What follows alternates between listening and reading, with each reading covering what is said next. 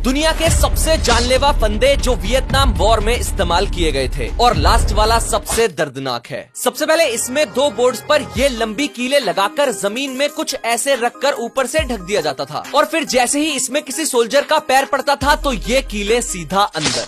Next इसमें 2 grenades की safety pins निकालकर खाली कैंस के अंदर ग्रेनेड्स को रखकर आपस में एक पतली रस्सी से जोड़ दिया जाता था। फिर जैसे ही किसी सोल्जर के पैर से ये रस्सी खिंची तो पूरा ग्रुप खत्म। नेक्स्ट सबसे दर्दनाक पंजी स्टिक्स। इसमें लंबी कीलें एक लकड़ी के बॉक्स में लगाकर उसे उल्टा करके जमीन में गाड़ कर ढक दिया जाता था। फिर जैसे ही कोई अमेरिकन सोल्जर इसमें गिरता तो वो लंबी कीलें सिर्फ पैर में ही नहीं बल्कि और दूसरी जगह भी घुसकर एक दर्दनाक मौत का एहसास करवाती थी। पहले मुझे भी लगता था कि मेंटोस के अंदर कुछ ऐसा ग्यासुद्दीन केमिकल होता है जो कोको कोला में डालने से उसे उछाल देता है, लेकिन ऐसा घंटा कोई केमिकल नहीं है मेंटोस में, बल्कि मेंटोस के ऊपर बहुत छोटे छोटे छेद होते हैं और इन्हीं छेदों में कोको कोला के अंदर की कार्बन डाइऑक्साइड गैस को घुसने की जगह मिल जाती है, तो दनादन घुसती है और कार्बन डाइऑक्साइड के बुलबुले बनने लगते हैं। फिर ये बुलबुले बाहर निकलने के लिए ऊपर आते हैं और गोली की तरह लिक्विड को भी ऐसे बाहर उड़ा देते हैं। यानी कि मेंटोस की जगह अगर आप कोई भी छोटे छोटे छेद वाली चीज डालोगे तो वो कोको कोला को उछाल देगी बुरी तरह। बेइज्जती तो मुझे तब फील हुई जब मुझे पता चला कि हम इंसान आज तक सिर्फ 12 किलोमीटर गहरा ही जमीन में गड्ढा खोद सके हैं, यानी कि इससे ज्यादा गहराई में जाने की हमारी औकात नहीं।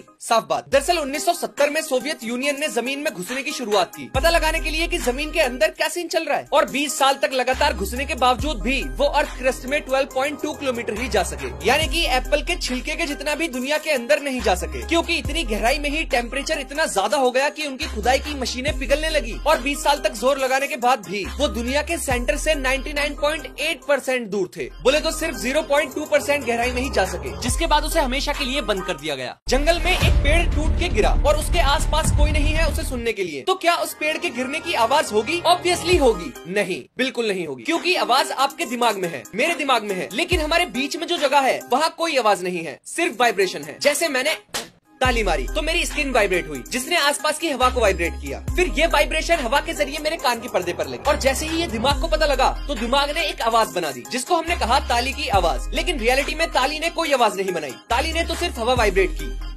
ये आवाज आपके दिमाग ने बनाई और खोपड़ी में बजा दी।